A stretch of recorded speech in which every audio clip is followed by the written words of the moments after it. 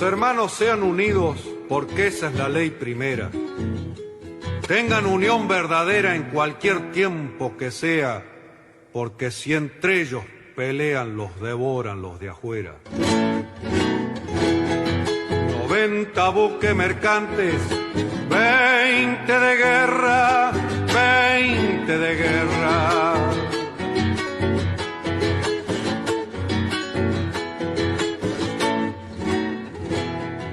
Vienen pechando arriba las aguas nuestras, las aguas nuestras.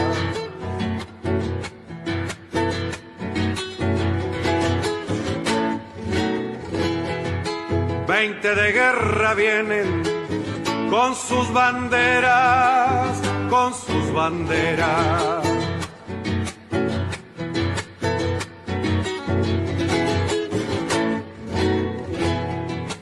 Pucha con los ingleses, quien los pudiera, quien los pudiera, que lo tiro a los gringos, Unigran 7, navegar tantos mares, venirse al cohete, que digo venirse al cohete. Buenas tardes, queridos oyentes. Con los acordes y el canto del triunfo, la vuelta de Obligado, de Miguel Brasco y Alberto Merlo, interpretado por este último.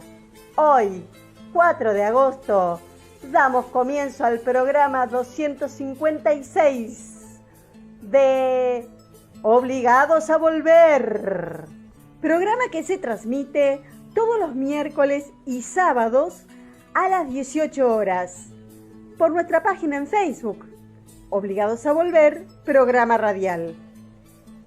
Obligados a Volver, un análisis de la realidad argentina y mundial desde nuestra mirada, que es nacional, popular, democrática, feminista, latinoamericanista y ambientalista. Obligados a volver, porque como dijo el general San Martín, cuando la patria está en peligro, todo está permitido, excepto no defenderla. Recordando además nuestras consignas fundacionales: lealtad a Perón, Cristina Conducción. Dirección: Norberto Raful y consejo de columnistas y asesores. Locución: quien les habla, Marina Martínez. En la operación técnica, Nicolás Rearte. A continuación, Norberto nos comentará, como suele hacerlo, el temario de nuestro programa de hoy. Buenas tardes, Norberto. Buenas tardes, Marina. Buenas tardes a todos, todas y todes los oyentes de Obligados a Volver. Programa número 256, correspondiente al miércoles 4 de agosto. Como es habitual, lo organizamos en dos bloques.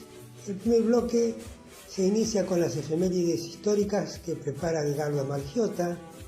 Le siguen las operetas del Grupo Comuna, con la información de los comentarios políticos de la prensa hegemónica cerrada al domingo primero, y luego la columna de política nacional de Carlos Solubica. Cerramos con un tema musical correspondiente a RS Positivo, y tras una breve pausa para informar sobre nuestros otros medios de comunicación, pasamos al segundo bloque, que arranca con el presidente de México, Manuel López Obrador. Presenta, su postura sobre el bloqueo a Cuba y la formulación de un nuevo organismo internacional que reemplace a la OEA. A continuación, Silvia Agostinis, de la columna de Hábitat y Vivienda, desarrolla el vecindario de Costanera Sur. Y luego viene nuestro columnista invitado, Pablo Inalef, poeta, escritor, historiador y gestor cultural mapuche, que nos presenta su columna Desde la mirada ancestral. Cerramos entonces el bloque y el programa con otro tema musical de RS Positivo. Dicho esto, ¿qué te parece, Edgardo, si arrancamos con las efemérides? conocer el pasado para iluminar el presente y construir el futuro. Efemérides correspondientes a la semana que se inicia. 4 de agosto de 1976. Muere, víctima de un atentado, Monseñor Enrique Angelelli, obispo de La Rioja. Luchó por los derechos humanos y se opuso a la dictadura. Su martirio, el de los sacerdotes Carlos de Dios Murias y Gabriel Longoville, y el del militante católico Wenceslao Pedernera, todos ellos colaboradores del obispo y asesinados, los ha llevado a la beatificación por parte del Papa Francisco en abril de 2019 por su adhesión a la fe cristiana.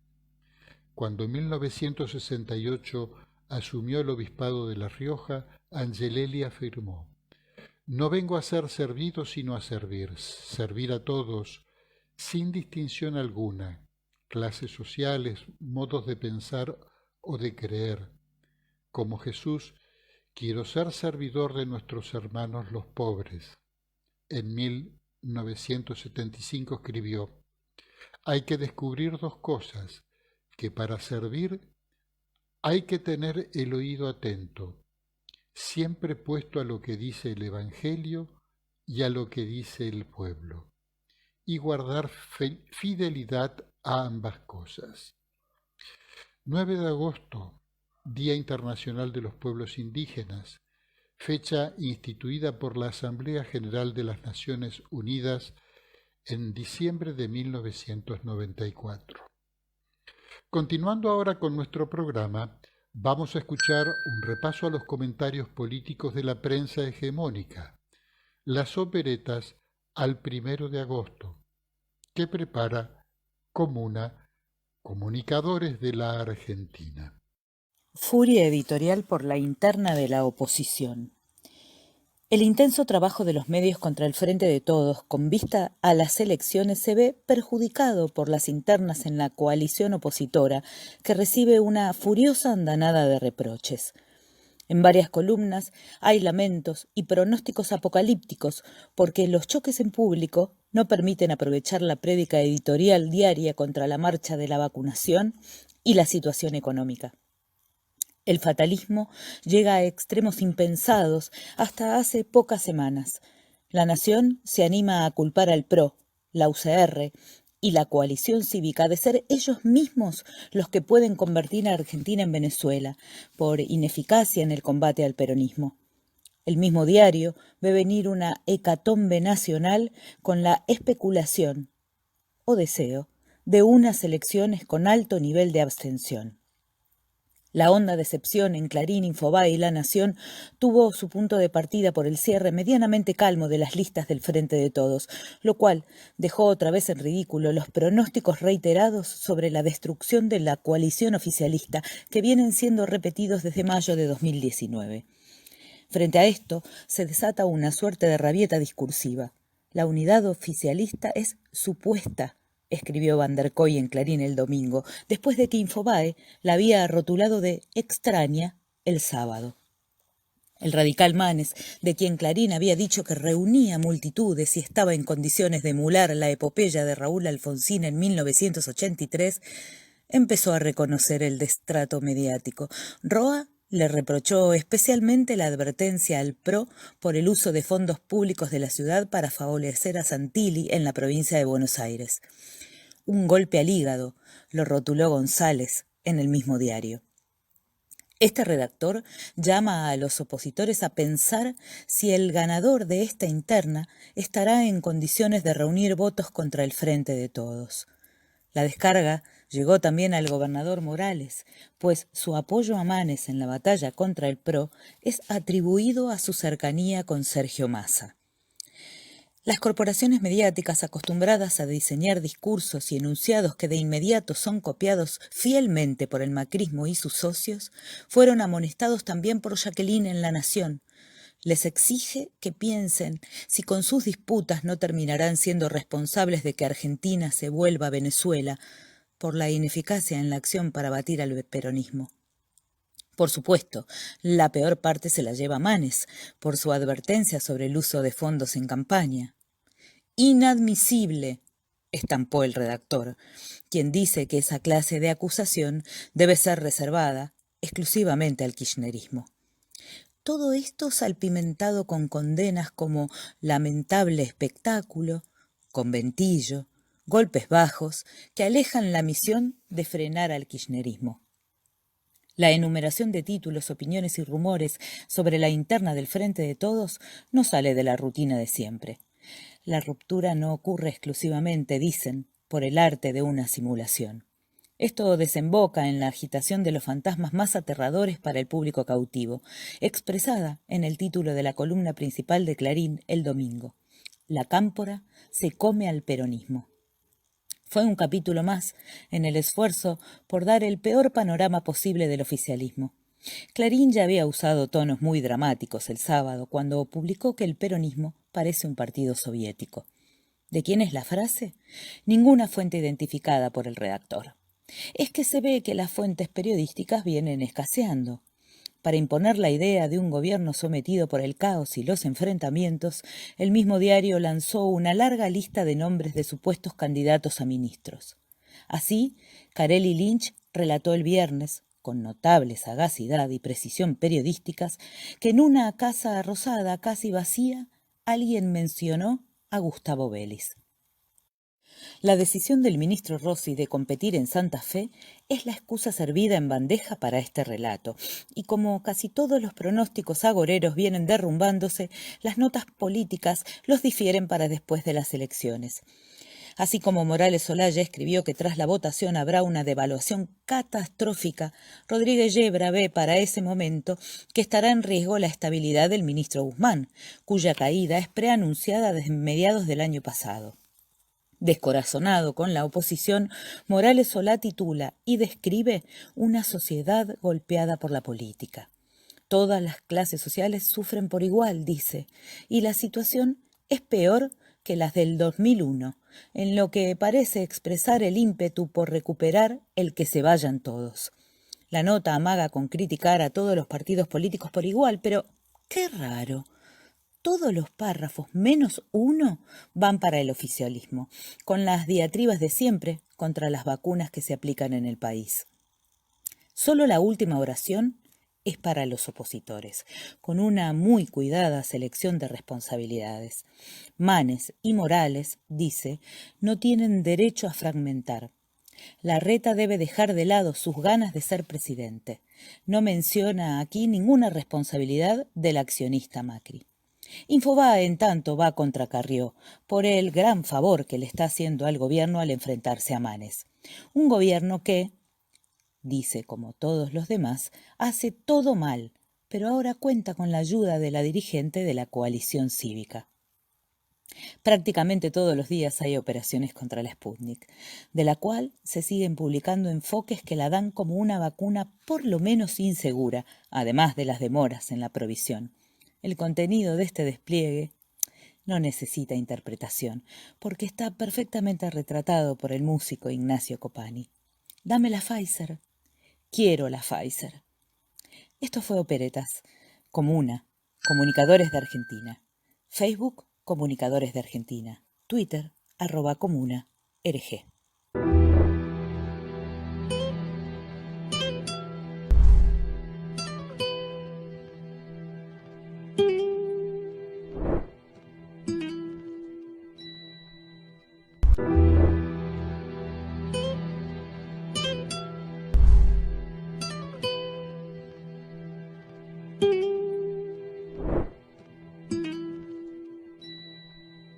Hola a todas y a todos.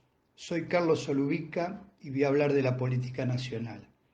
En el momento de realizar esta grabación es el lunes 2 de agosto, cerca de las 18 horas. En la última semana, la oposición de Juntos volvió a cambiarle el nombre a la alianza. Ahora son todos contra todos. El puntapié inicial, o quizás sea más apropiado decir el primer codazo, lo dio Facundo Manes cuando expresó su temor bastante fundado por cierto, de que se gasten los impuestos de los porteños en la campaña bonaerense de Diego Santilli. Enseguida salió a responderle con un golpe a los tobillos el ex barra brava de Nueva Chicago, Cristian Ritondo. Dijo que el neuroradical que pretende erigirse en vocero de la nueva política cae en las peores costumbres de la vieja política. Elisa Carrió, desesperada por no perder ningún segundo al aire de radio o televisión, reforzó el argumento de Ritondo. Dicen que son la nueva política, pero llevan en la lista a Cariglino y Stolbizer. Esta última, una Margarita deshojada después de tantos pases de un equipo a otro, se había manifestado sorprendida por la presencia de Cariglino en la lista que ella integra. Firmó sin mirar de lo ansiosa que estaba por no quedar afuera. Ahí nomás salió con una plancha a la altura del pecho Patricia Bullrich. Stolbizer es una hipócrita, le escupió en la cara. Cariglino estuvo en Juntos por el Cambio desde el principio y Stolbizer no. Por si alguno no lo recuerda, aclaramos que Jesús Cariglino, ex varón del conurbano, fue destituido durante uno de sus mandatos como intendente de Malvinas Argentinas por actos de corrupción. Manes, que empieza a conocer los rigores de las internas, tuvo que responder por la presencia de don Jesús en su nómina y, palabras más, palabras menos, dejó entrever qué es lo que había si se pretendía armar una boleta para dar pelea. Pero agregó una verdadera perlita: no vamos a importar noruegos, ¿no? Mejor que no, pensaron algunos cambiemitas, porque un noruego podría venir con extrañas ideas estatizantes y socializantes, forjadas en un país que tiene una presión fiscal, el lenguaje neoliberal, del 42%, donde el Estado controla industrias y sectores clave como el petrolero, el bancario, la energía hidroeléctrica, las telecomunicaciones, donde los datos de la distribución del ingreso arrojan un coeficiente Gini de 0.27, mientras en Argentina es de 0.43, donde el gasto estatal en seguridad social equivale al 13,6% del PBI. Pero no nos desviemos tanto y volvamos a las peleas de los que de Juntos tienen solamente el nombre. Doña Margarita, una vez repuesta de la sorpresa que le causó la presencia de Cariglino, le hizo un tacle a Rodríguez Larreta. Se siente incómodo con Manes porque pone en duda su proyecto presidencial, dijo, además de sostener que la posible utilización de fondos públicos porteños en la campaña electoral de Santilli es lo que piensa toda la gente. Ya mucho más cómoda y lanzada en ataque, agregó que Larreta no se hace cargo del gobierno de Macri. Yo agregaría que eso es moneda corriente en casi todos los dirigentes de la oposición. Y además arremetió contra la candidata de Pato Bullrich en la ciudad, Sabrina Ahmeyet, cuyas declaraciones negacionistas y en contra del reclamo argentino por la soberanía en Malvinas calificó de brutales. En la misma línea de ataque al pelado que gobierna el distrito porteño, Gerardo Morales soltó que Larreta se cree dueño de Juntos por el Cambio, que se puso el traje de presidente antes de serlo y que es el responsable de la campaña de desprestigio contra Manes. Los radicales no vamos a permitir que Larreta colonice nuestro partido, afirmó el emperador de Jujuy, a la vez que criticó la ingeniería electoral del sucesor de Mauricio Macri. La deserción de Vidal de la provincia fue un error, al igual que haberle pasado el cepillo a Bullrich en la ciudad y mandar al vicejefe de gobierno porteño a la provincia, dijo Morales. Y para no quedar rezagado en la carrera por alejarse de la mancha venenosa varada en Europa, dijo, en 2015 defraudaron a gran parte de la sociedad, como si él no hubiera formado parte del espacio que gobernó 4 años, y aseguró que la UCR no quiere volver a cometer los mismos errores. No estamos de acuerdo con los gobiernos de CEO, finalizó. Lástima que no lo dijo en ningún momento entre fines de 2015 y 2019.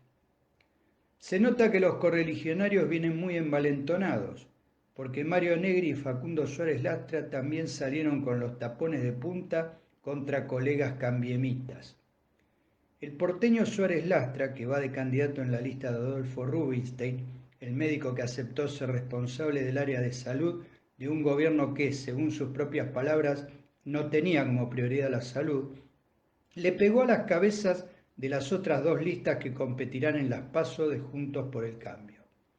A Vidal la criticó por el cambio de domicilio y la ausencia en su lista de hombres y mujeres especializados en salud y educación, y a López Murphy por sus declaraciones negacionistas. La cifra de los desaparecidos no debe ser cuestionada, planteó Suárez Lastra. Pero el que de tan agrandado se pasó de revoluciones fue el cordobés Negri, cuando dijo que Córdoba hace años que no tiene una voz potente en el Senado. Me siento con potencia para enfrentar al kirchnerismo en el Senado, donde está la madriguera del poder de Cristina Kirchner, vociferó.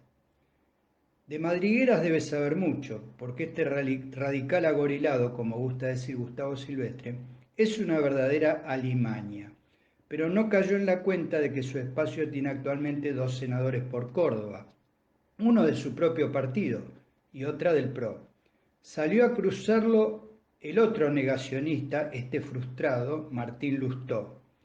Quiero creer que opinás por desconocimiento y no con mala intención, dijo reivindicando la tarea anti-kirchnerista furiosa de Laura Rodríguez Machado y Ernesto Martínez. Ante este festival de acusaciones y descalificaciones entre quienes se supone que deben jugar juntos, algunos como Cornejo y Bullrich salieron a proponer un manual de buenas prácticas, una especie de VAR para evitar los golpes bajos, dijo Pato entusiasmada con su propia idea. Pero el VAR del fútbol acumula pésimos antecedentes en los últimos tiempos, razón por la cual fue rápidamente descartado. Varios lo llegaron a tildar de verdadera pavada. Además, si hablamos de manual de buenas prácticas, nos remite a los manuales de estilo de Clarín y La Nación, que ya sabemos con qué lo usaron los propios periodistas de esos diarios. Semejante competencia de egos y frivolidades la puso muy nerviosa a Carrió, acostumbrado a que nadie la pueda igualar en materia de disparates y desmesuras.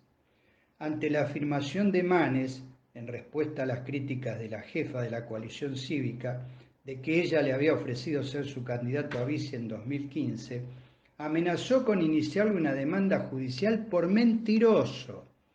No se admiten mitómanos en Juntos por el Cambio, declaró Carrió sin ponerse colorada.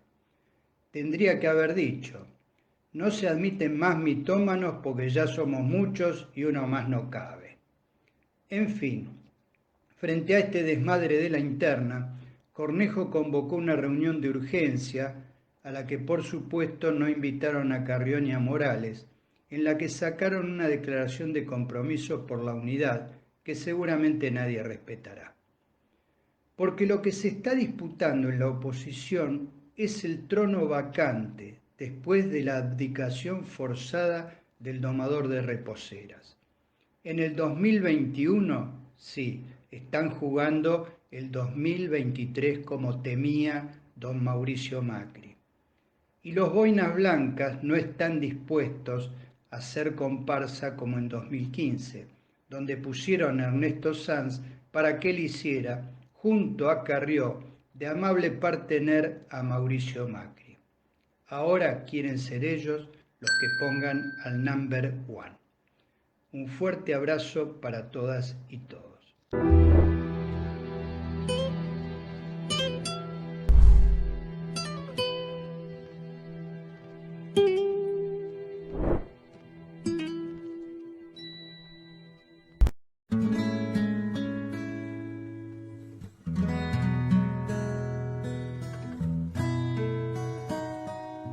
Conectados a la Matrix del odio, recargados para la destrucción,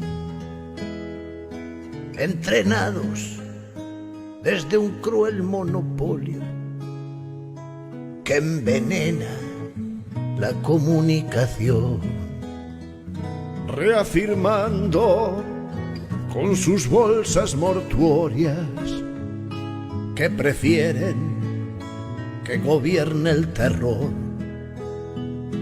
con su oscura, triste y pobre oratoria.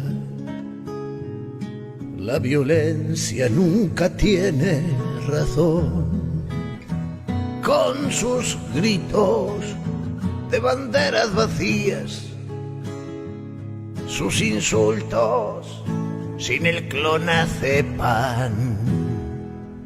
Son lebreles cazando a la utopía, pero ella siempre gana al final.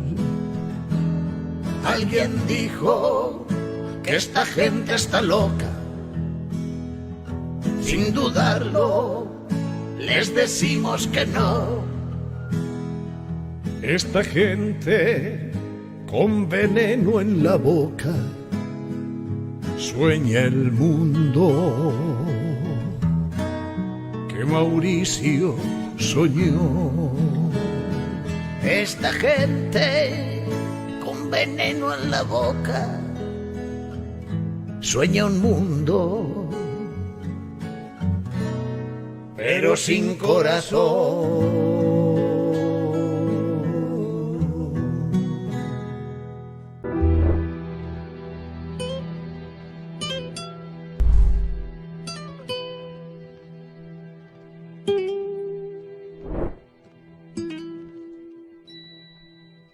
Obligados a Volver se solidariza con Milagro Sala, injustamente detenida desde enero de 2016, y con todos los demás detenidos y perseguidos por el régimen macrista y sus cómplices del sistema judicial, por la pronta liberación de los presos políticos.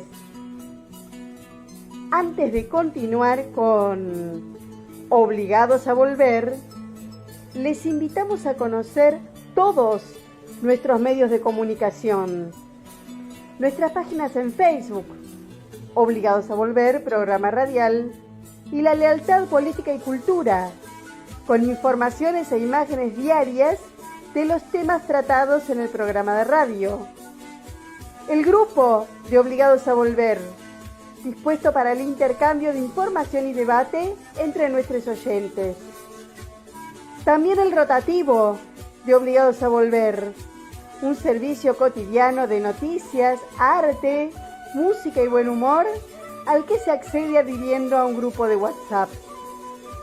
Les recordamos suscribirse a nuestro canal de YouTube Obligados a Volver, donde pueden consultar los programas ya emitidos y material audiovisual en varias listas de reproducción. Y seguimos sumando espacios para compartir con ustedes. Ahora también estamos de lunes a jueves a partir de las 21 horas comentando las noticias más importantes en un nuevo espacio llamado Comentarios Obligados. Los esperamos, como siempre, en nuestra página en Facebook, Obligados a Volver, programa radial.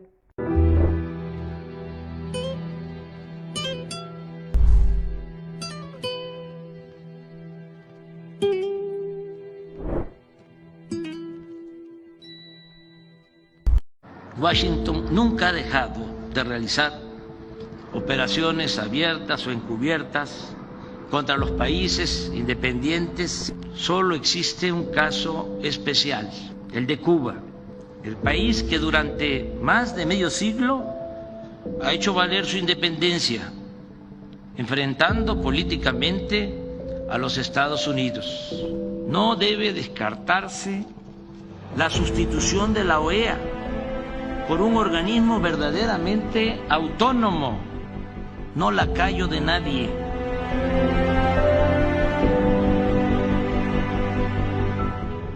La consigna de América para los americanos terminó de desintegrar a los pueblos de nuestro continente y destruir lo edificado, lo material, por Bolívar. A lo largo de casi todo el siglo XIX se padeció de constantes ocupaciones, desembarcos, anexiones, y a nosotros nos costó la pérdida de la mitad de nuestro territorio, con el gran zarpazo de 1848. Esta expansión territorial y bélica de Estados Unidos se consagra cuando cae Cuba, el último bastión de España en América, en 1898, con el sospechoso hundimiento del acorazado Maine en La Habana, que da lugar a la enmienda Platt y a la ocupación de Guantánamo. Es decir, para entonces Estados Unidos había terminado de definir su espacio físico vital en toda América. Desde aquel tiempo, Washington nunca ha dejado de realizar operaciones abiertas o encubiertas contra los países independientes situados al sur del río Bravo. La influencia de la política exterior de Estados Unidos es predominante en América. Solo existe un caso especial, el de Cuba, el país que durante más de medio siglo ha hecho valer su independencia, enfrentando políticamente a los Estados Unidos. Podemos estar de acuerdo o no con la Revolución Cubana y con su gobierno, pero al haber resistido 62 años sin sometimiento, es toda una hazaña. Puede que mis palabras provoquen enojo en algunos o en muchos, pero como dice la canción de René Pérez Joglar, de Calle 13, yo siempre digo lo que pienso. En consecuencia, creo que por su lucha en defensa de la soberanía de su país, el pueblo de Cuba merece el premio de la dignidad.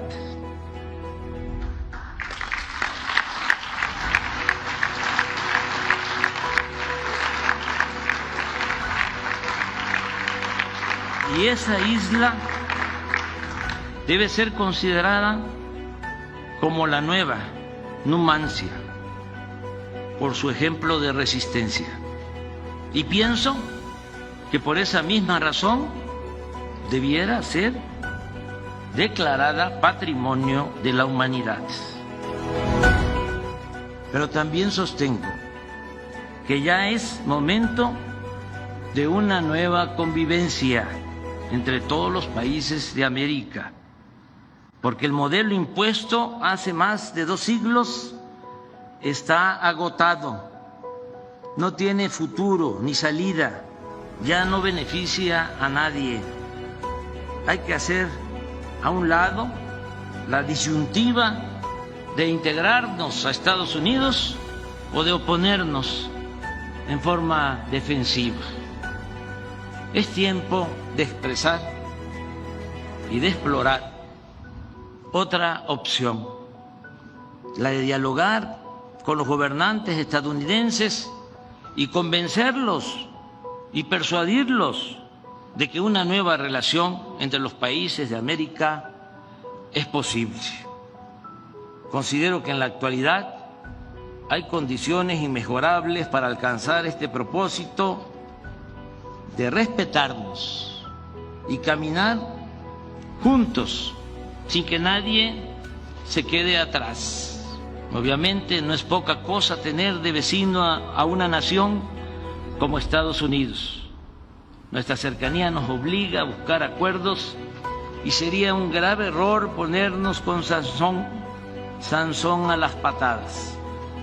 Pero al mismo tiempo tenemos poderosas razones para hacer valer nuestra soberanía y demostrar con argumentos sin balandronadas, que no somos un protectorado, una colonia o su patio trasero. Además, con el paso del tiempo, poco a poco, se ha ido aceptando una circunstancia favorable a nuestro país. El crecimiento desmesurado de China ha fortalecido en Estados Unidos la opinión que debemos de ser vistos como aliados y no como vecinos distantes. Es ya inaceptable la política de los últimos 2 siglos, caracterizada por invasiones para poner o quitar gobernantes al antojo de la superpotencia. Digamos adiós a las imposiciones, las injerencias, las sanciones, las exclusiones y los bloqueos. Apliquemos en cambio los principios de no intervención, autodeterminación de los pueblos y solución pacífica de las controversias. Iniciemos en nuestro continente una relación bajo la premisa de George Washington, según la cual las naciones no deben aprovecharse del infortunio de otros pueblos. Estoy consciente que se trata de un asunto complejo que requiere de una nueva visión política y económica. La propuesta es ni más ni menos que construir algo semejante a la Unión Europea, pero apegado a nuestra historia, a nuestra realidad y a nuestras identidades. En ese espíritu no debe descartarse la sustitución de la OEA por un organismo verdaderamente autónomo, no lacayo de nadie, sino mediador, a petición y aceptación de las partes en conflicto en asuntos de derechos humanos y de democracia. Mantengamos vivo el sueño de Bolívar. Muchas gracias.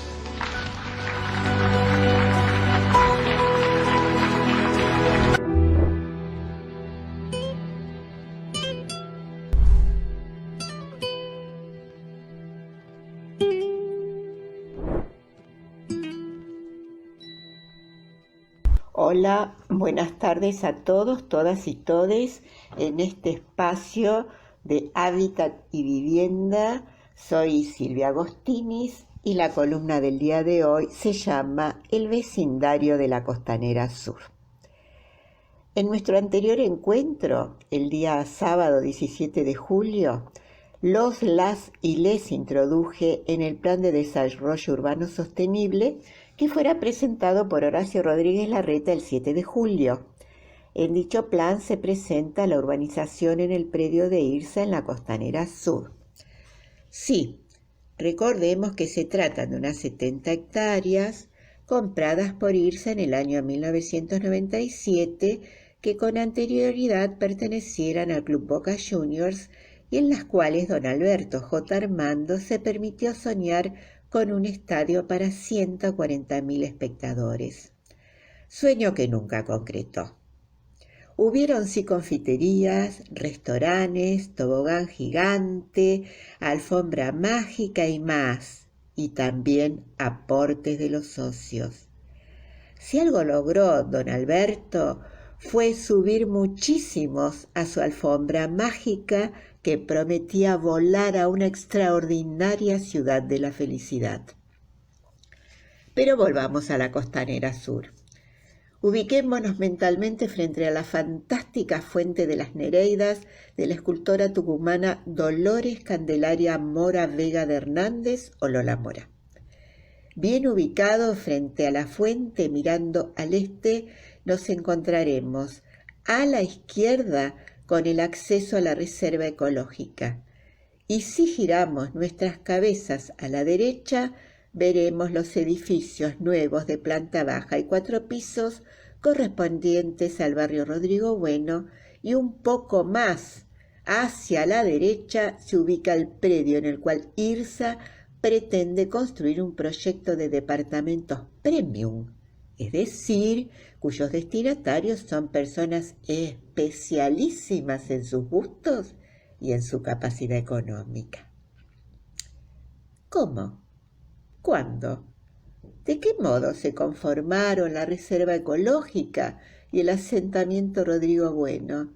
Me pregunto yo y le traslado la pregunta a ustedes. Haremos un esfuerzo de síntesis para contestar. Recordemos que fue en 1918 que Hipólito Yrigoyen inauguró el balneario municipal y que todo el paseo era disfrutado por los sectores populares. El balneario funcionó hasta 1950, según nos informa la página oficial de la Reserva Ecológica, momento en que la contaminación de las aguas fue avanzando, estableciéndose luego la prohibición total de baño. Para 1978 comienza la acumulación de escombros de viviendas demolidas para la construcción de autopistas urbanas durante la última dictadura militar. Según la página del gobierno de la ciudad, el objetivo de ganarle terreno al río era para construir allí el centro administrativo de la ciudad. Miren de lo que me vengo a enterar. Este proyecto fue abandonado en 1984. 2 años después, en 1986, esas 350 hectáreas de la Costanera Sur fueron declaradas Parque Natural y Zona de Reserva Ecológica mediante la ordenanza número 41.247. La reserva se convirtió así en la primera área natural protegida de la ciudad de Buenos Aires y cuenta con más de 350 especies de plantas, más de 300 de aves, a lo que deben sumarse los reptiles y artrópodos. En tanto, en el barrio Rodrigo Bueno contiguo la reserva, y más precisamente sobre terrenos correspondientes a ella, para el año 2016 vivían 996 familias, es decir, unas 2.600 personas aproximadamente, distribuidas en 563 viviendas, según el relevamiento realizado por el Instituto de Vivienda de la Ciudad de Buenos Aires. En junio de 2019, es decir, hace 2 años atrás, se concretó la mudanza de las primeras familias a los departamentos construidos sobre el mismo predio.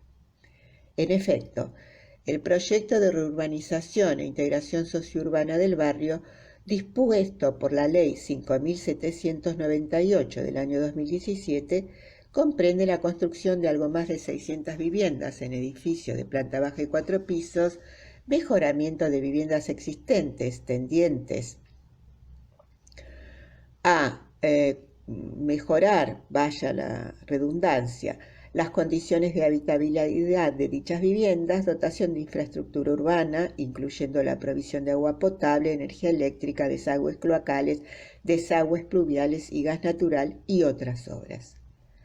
Tanto la definición del proyecto como el posterior seguimiento de las obras se realiza a través de la mesa de gestión participativa, de la cual forman parte los representantes por manzana del Comité de Delegados del Barrio, el Instituto de Vivienda de la Ciudad, así como representantes del Ministerio Público de la Defensa, la Defensoría del Pueblo, el Ministerio Público Tutelar y la Procuración General, todos organismos de la Ciudad Autónoma de Buenos Aires.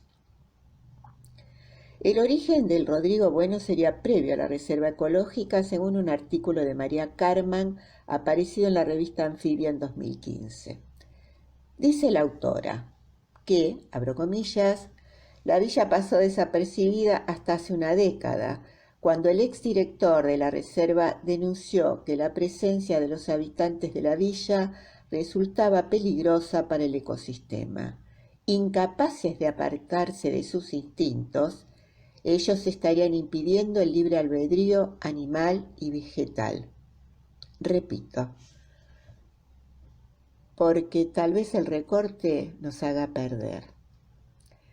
La pregunta es, ¿quiénes son los incapaces de apartarse de sus instintos y que estarían impidiendo el libre albedrío animal y vegetal? Los habitantes del Rodrigo Bueno. ¡Wow! Quedo impactada. Sigo. Sepan disculpar. En otro artículo se da cuenta de la existencia en la década del 80 de dos pequeños asentamientos, uno de los cuales ocupaba las antiguas instalaciones de balneario y se ofrecían servicios sexuales en el lugar. Dadas las quejas al respecto, las autoridades locales, en la década del 90, deciden su traslado al otro asentamiento, el cual se accedía por Avenida España y se encontraba medio oculto entre la vegetación, entre los pastizales. Para ello, el gobierno porteño colaboró en la construcción de las casas a través de materiales, chapas, maderas y manos de obra. Así habría sido el propio gobierno de la ciudad el que definió su ubicación actual.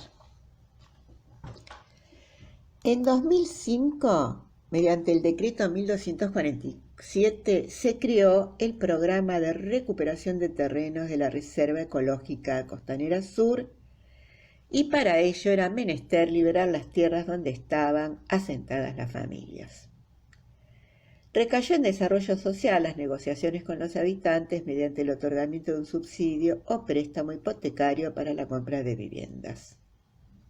Al año siguiente, es decir, en 2006, y ya habiendo Tellerman asumido la jefatura de la ciudad en reemplazo del destituido Aníbal Ibarra, traspasa a la órbita del Ministerio de Espacio Público la responsabilidad de la negociación con los habitantes. Toma, sigamos. Paralelamente, un grupo de habitantes de la villa, con la colaboración de un organismo de derechos humanos, relata Carman en su artículo citado con anterioridad, presenta un amparo. Así, la jueza Liberatori dicta en 2005 una medida cautelar que frenó el desalojo y ordenó la urbanización de la villa.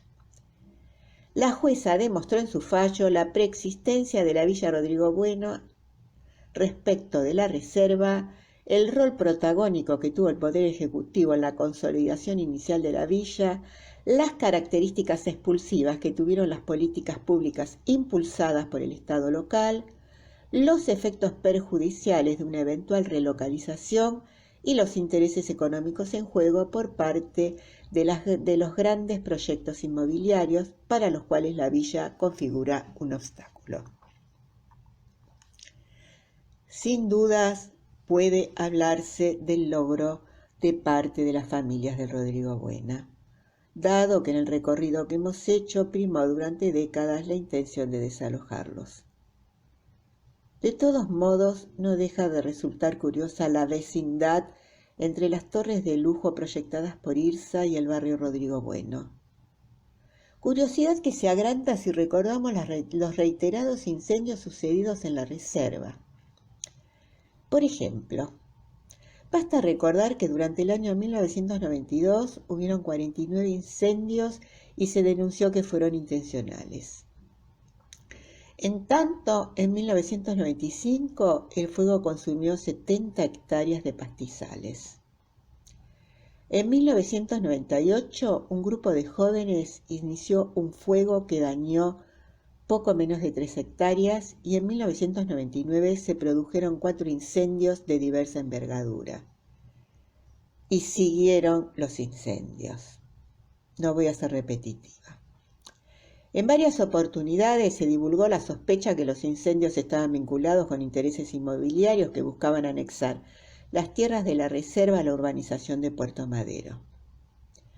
No puedo olvidar que el diario La Nación, bajo el título Nuevo barrio en la tierra más cara de la ciudad, daba cuenta del traslado de las primeras familias del Rodrigo Bueno a los nuevos departamentos en junio del 2019.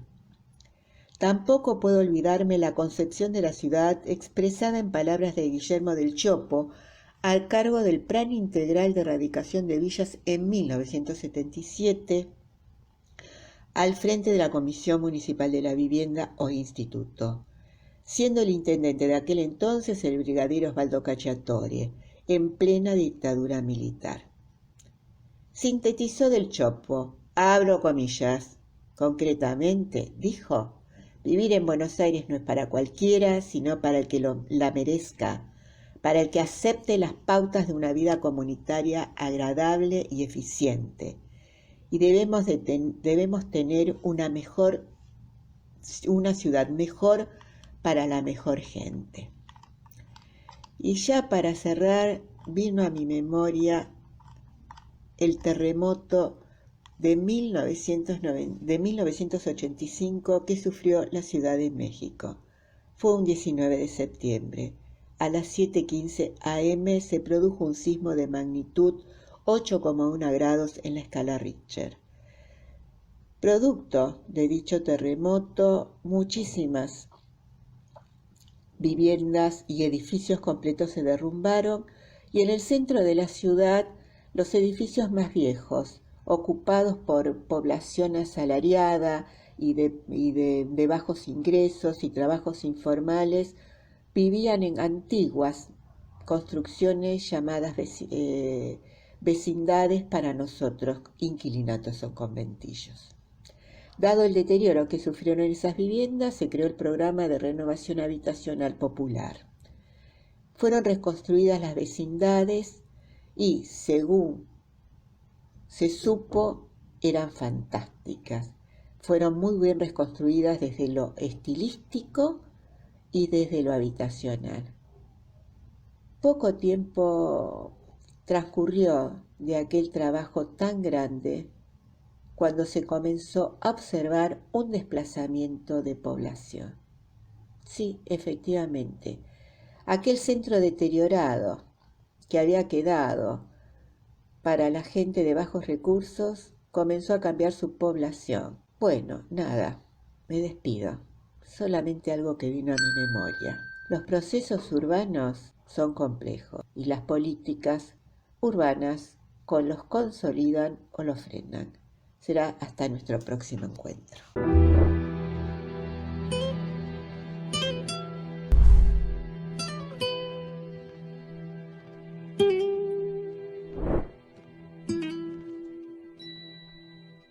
Mari Apuen, Mari Pueifin, Mari Pupañi, Capulanien, Capupi Chiquiche Ramón, Capupi Chiquiche Wentru, Mari Comaimui.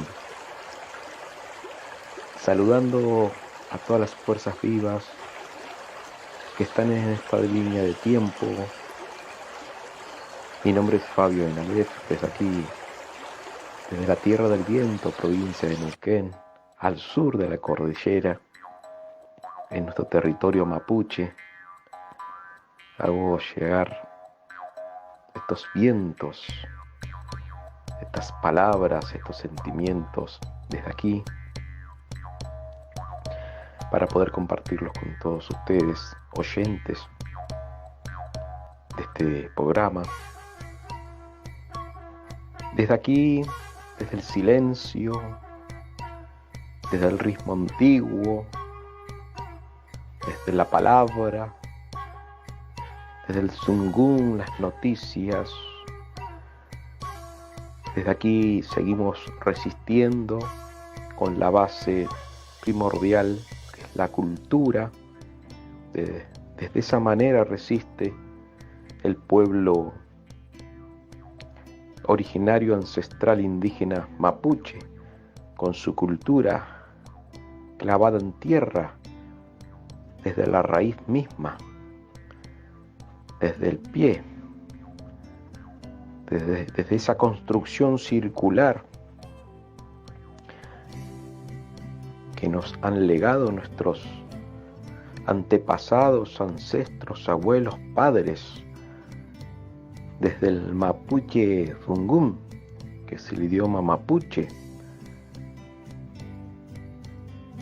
En mi rol de poeta, escritor, historiador, hago circular el conocimiento desde la comunicación misma, con una identidad ancestral, en nuestra genética, en nuestro calul, en nuestro cuerpo, en nuestro raquizán, pensamiento, en nuestro kimun, conocimiento, fuerza ancestral, que nos brinda este espacio en esta biodiversidad que es un paisaje hermoso también, una mirada antigua, milenaria, ancestral, que es tan importante, queridos oyentes. Por eso, cuando se echa a andar la rueda del tiempo y por transmitir en esta circularidad del por qué hoy estamos, del por qué hoy seguimos y continuamos luchando por no dejar de ser quienes somos, porque ahí está la memoria ancestral de nuestro pueblo. En esta tierra bella, linda, hermosa, luchamos para que no se contamine más el agua, en donde nos hemos criado, nuestros arroyos, rayancos, cascadas, ríos y lagos, que nuestros padres y abuelos veían cristalina, y hoy luchamos para que no se contamine más de lo que ya está, para que la biodiversidad, que la naturaleza, no se contamine más de lo que ya está. El pueblo mapuche fue desde el comienzo del tiempo guardián de la tierra. El pueblo mapuche no comprende en su espiritualidad, en su cosmovisión, en su manera de ver el mundo, pensamiento, que la tierra es de uno.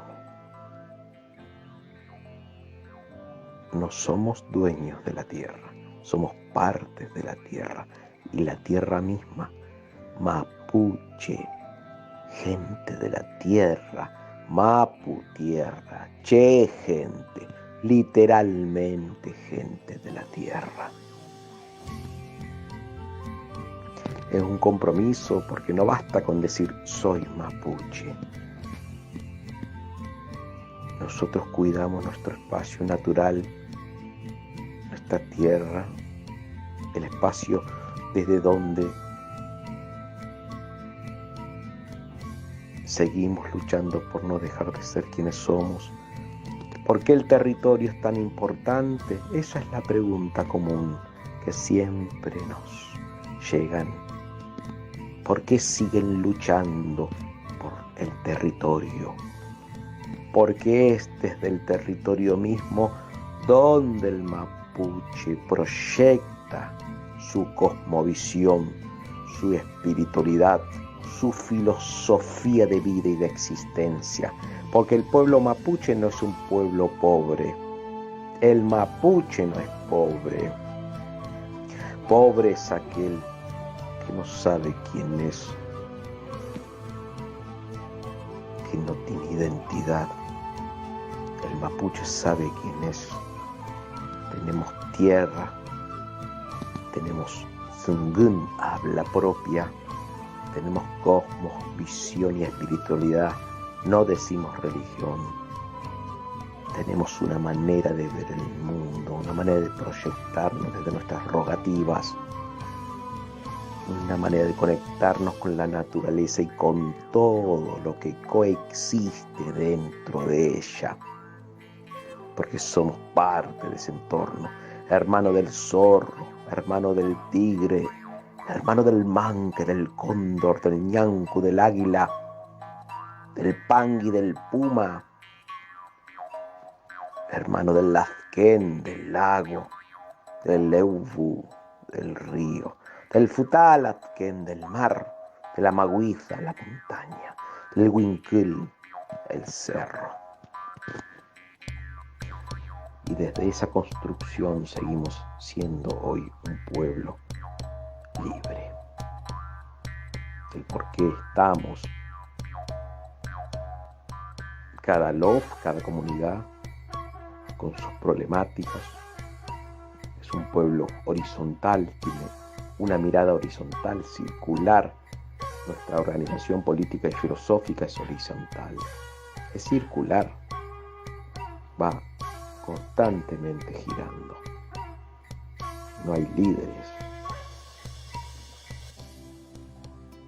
Nuestra construcción es así, muy totalmente distinta al mundo occidental, ¿no? Que es verticalista. En el mundo occidental sí, hay líderes. Siempre hay un jefe y siempre hay un otro que obedece. En el mundo mapuche no, es circular.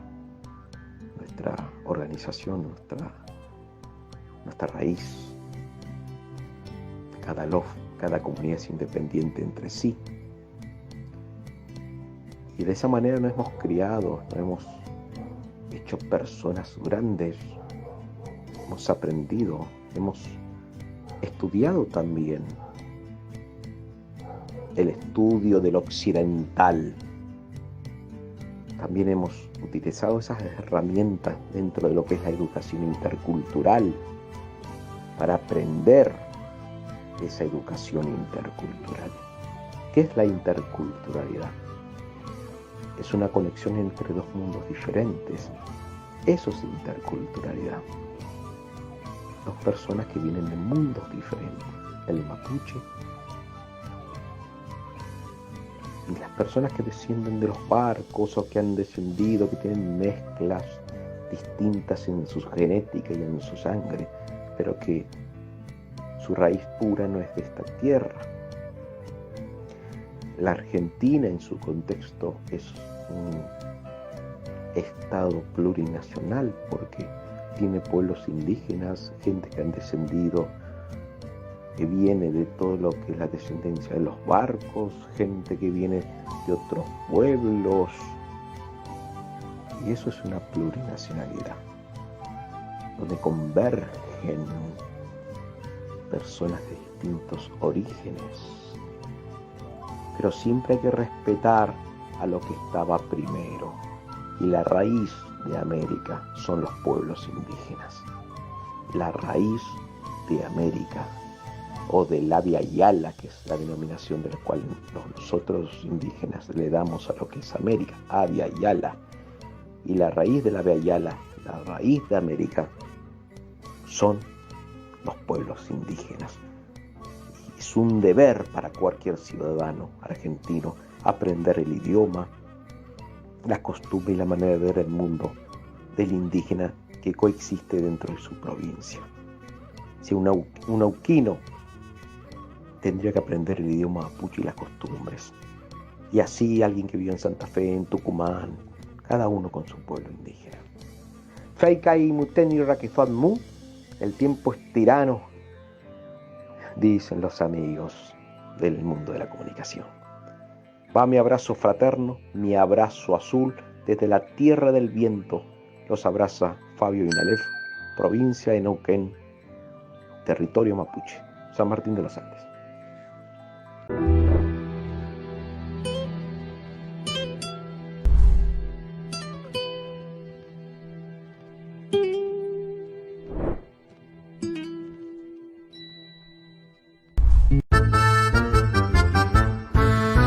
Historia hemos sufrido enfermedades, sí, peste, lepra, gripe y más calamidades, sí, hubo algunas peligrosas infecciones, sí, que diezmaron numerosas poblaciones, sí, epidemias de bronquitis y hepatitis, de gastritis, urticaria, sinusitis, hoy parece que hay un virus en la psiquis, que nos produce una letal pelotuditis.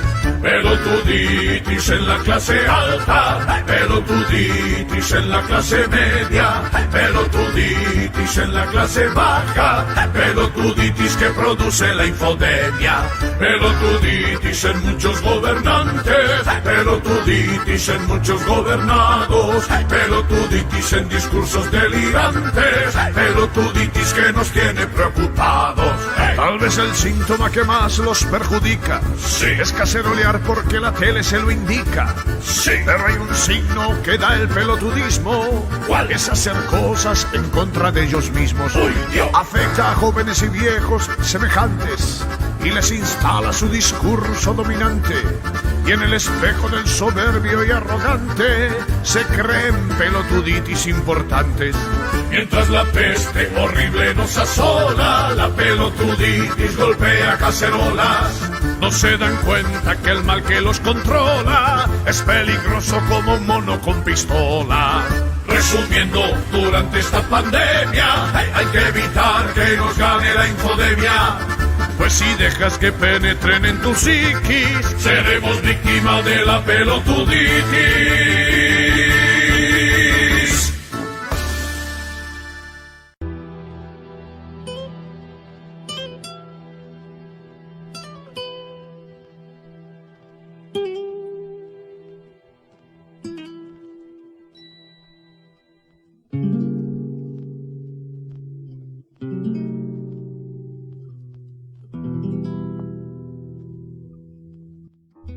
Se nos está terminando el programa. Agradecemos a nuestro operador, Nicolás Rearte, por su trabajo que nos permite salir al aire. A todos los oyentes por su atención, especialmente a los que ponen me gusta en nuestras páginas de Facebook. Antes de despedirnos, les recordamos que nuestro programa de radio Obligados a Volver se transmite todos los miércoles y sábados, siempre a las 18 horas. Y los comentarios obligados, de lunes a jueves, a partir de las 21 horas. Este fue otro programa de Obligados a Volver, acompañándoles en sus casas desde la de cada uno de los que hacemos este programa, cumpliendo las disposiciones del Gobierno Nacional en la lucha contra la pandemia. Volvimos, pero estamos obligados a seguir militando, porque la patria sigue estando en peligro, ya que la derecha reaccionaria, que no acepta que fue derrotada en las urnas, acecha sin disimulo para desgastar y combatir a nuestro gobierno, elegido por el pueblo. Por eso, continuaremos nuestra tarea siguiendo el legado del Libertador San Martín. Cuando la patria está en peligro, todo está permitido, excepto no defenderla. Recordando y reivindicando nuestras consignas fundacionales: lealtad a Perón, Cristina Conducción.